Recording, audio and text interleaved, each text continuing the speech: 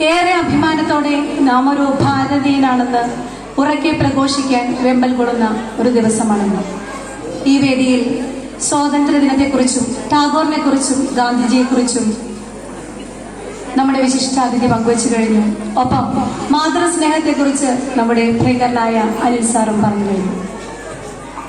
എന്റെ ജീവിതത്തിലെ ഒരു ചെറിയ അനുഭവം മാത്രം നിങ്ങളോട് പങ്കുവയ്ക്കാൻ ഞാൻ ആഗ്രഹിക്കുകയാണ്.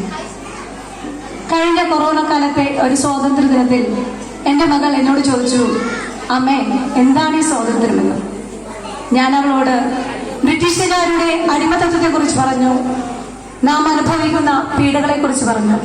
അവൾ എന്നോട് മറുപടി പറഞ്ഞു, എനിക്കൊന്നും മനസ്സിലായില്ല.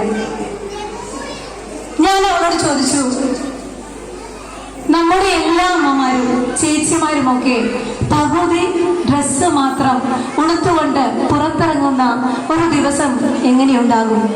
അവൾ മറുപടി പറഞ്ഞു, ഷെയിം ഷെയിം പപ്പി ഷെയിം എന്ന്.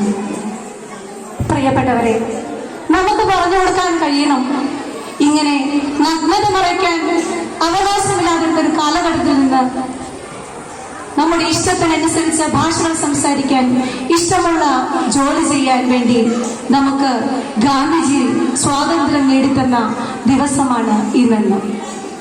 പ്രിയപ്പെട്ട മാതാപിതാക്കളെ, ഇന്ന് നമ്മുടെ മക്കൾ ജീവിതത്തിലെ ആൾരൂപങ്ങളെ ദൈവങ്ങളായി കണക്കാക്കുമ്പോൾ, സിനിമാ തിയേറ്ററിൽ കാണുന്ന നായകന്മാർക്ക് വേണ്ടി കൈയടിക്കുമ്പോൾ നമുക്ക് പറഞ്ഞു കൊടുക്കാൻ കഴിയണം, പ്രിയപ്പെട്ട കുഞ്ഞുങ്ങളെ, ആയിരക്കണക്കിന് വെടിയുണ്ടകൾക്ക് മുന്നിൽ നിന്ന് അഹിംസയിലൂടെ നമുക്ക് സ്വാതന്ത്ര്യം നേടിത്തുന്ന ഗാന്ധിജി ആയിരിക്കണം നമ്മുടെ ജീവിതത്തിന്റെ യഥാർത്ഥ നായകനെന്ന്.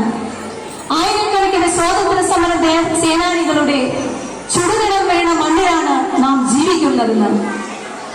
പാതിവഴിയിൽ മുറിഞ്ഞുപോയ ലക്ഷോപലക്ഷം അമ്മമാരുടെയും കുഞ്ഞുങ്ങളുടെയും സ്വപ്നങ്ങളിലാണ് നാം ജീവിക്കുന്നതെന്ന്.